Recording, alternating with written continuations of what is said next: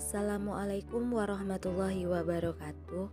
Saya Yunita Rahmi dengan NIM 22231097 dari Prodi Pendidikan IPA, Fakultas Matematika dan Ilmu Pengetahuan Alam. Mata kuliah Dasar-dasar Ilmu Pendidikan. Di sini saya akan mempresentasikan tentang aspirasi masyarakat dan sarana dan prasarana pendidikan. Pokok-pokok pembelajaran yang akan kita bahas pada materi ini adalah yang pertama yaitu pengertian aspirasi, yang kedua aspirasi pendidikan, yang ketiga fungsi aspirasi pendidikan, yang keempat solusi melalui aspirasi, yang kelima pengertian sarana dan prasarana, yang keenam sarana dan prasarana pendidikan, dan yang ketujuh yaitu pentingnya sarana dan prasarana di sekolah.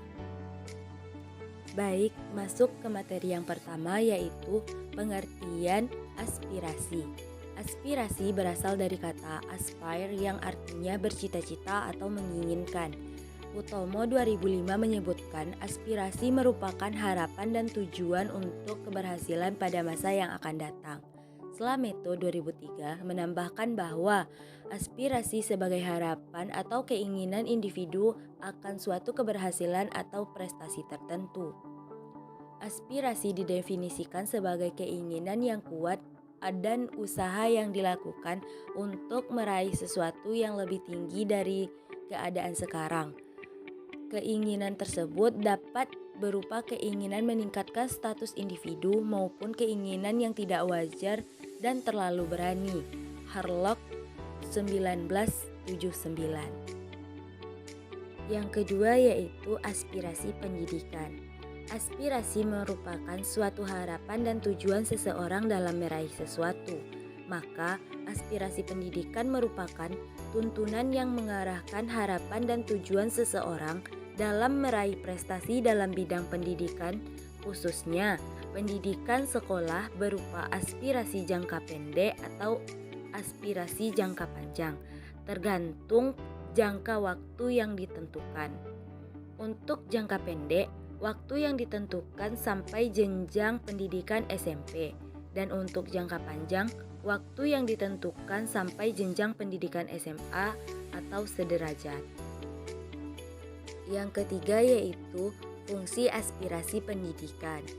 Fungsi aspirasi pendidikan diantara lain yaitu yang pertama untuk meraih pendidikan agar kita mendapatkan masa depan yang cemerlang dan dapat membantu masyarakat yang tidak bisa bersekolah lebih lanjut. Yang kedua yaitu untuk mengasah kemampuan dalam bermasyarakat. Yang ketiga yaitu untuk membuka pemikiran anak-anak yang pengangguran. Dan yang terakhir, untuk mempelajari rintangan-rintangan apapun yang berhubungan dengan masyarakat. Yang keempat yaitu solusi melalui aspirasi.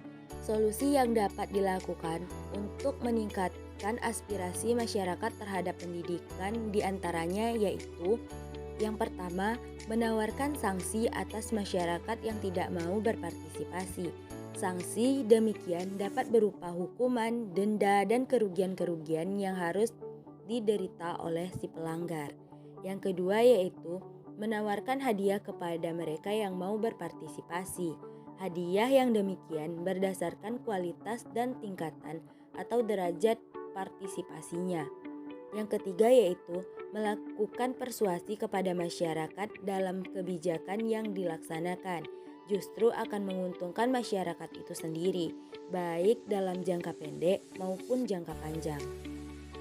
Yang keempat, menghimbau masyarakat untuk berpartisipasi melalui serangkaian kegiatan. Dan yang terakhir yaitu menggunakan tokoh-tokoh masyarakat yang mempunyai khalayak banyak untuk ikut serta dalam kebijakan agar masyarakat banyak yang menjadi pengikutnya, juga sekaligus ikut serta dalam kebijakan yang diimplementasikan. Materi selanjutnya yaitu pengertian sarana dan prasarana pendidikan. Sarana dan prasarana pendidikan merupakan salah satu sumber daya yang sangat penting dan utama dalam menunjang proses pembelajaran di sekolah. Untuk itu, perlu dilakukan peningkatan dalam pemberdayagunaan dan pengelolaannya agar tujuan yang diharapkan dapat tercapai.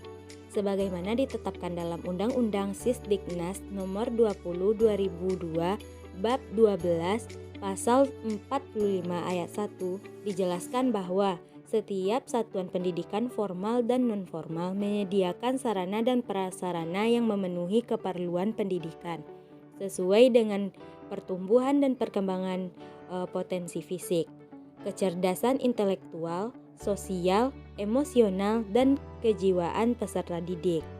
Pasal ini menekankan pentingnya sarana dan prasarana dalam satuan pendidikan, sebab tanpa didukungnya adanya sarana dan prasarana yang relevan, maka pendidikan tidak akan berjalan secara efektif.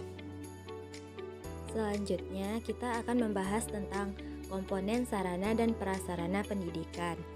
Komponen-komponen sarana dan prasarana pendidikan terdiri atas lahan, ruang, perabot, alat dan media pendidikan, serta buku atau bahan ajar.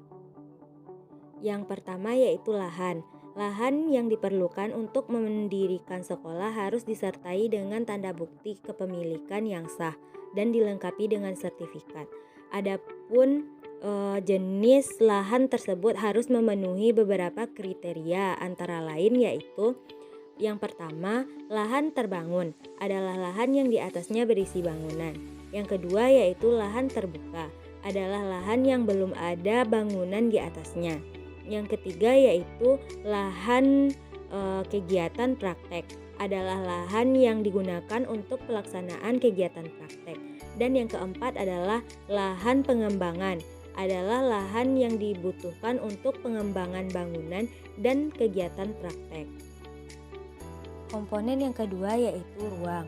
Ruang terdiri dari yang pertama yaitu ruang pendidikan.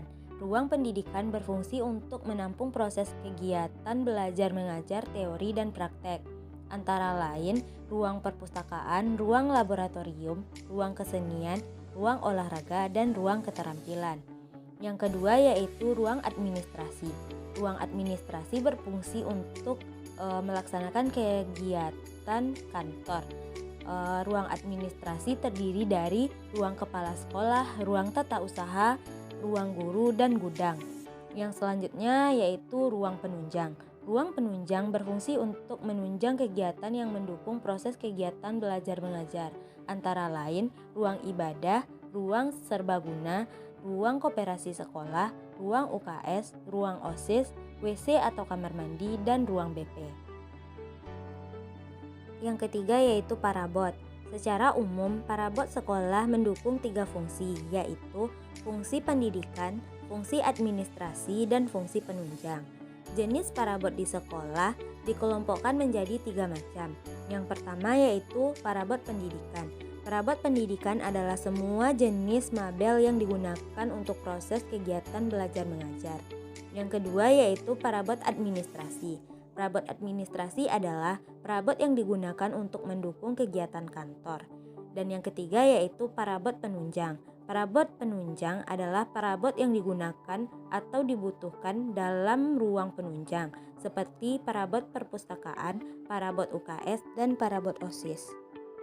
Yang keempat adalah alat dan media pendidikan. Setiap mata pelajaran sekurang-kurangnya memiliki satu jenis alat peraga praktek yang sesuai dengan keperluan pendidikan dan pembelajaran, sehingga dengan demikian proses pembelajaran tersebut akan berjalan dengan optimal.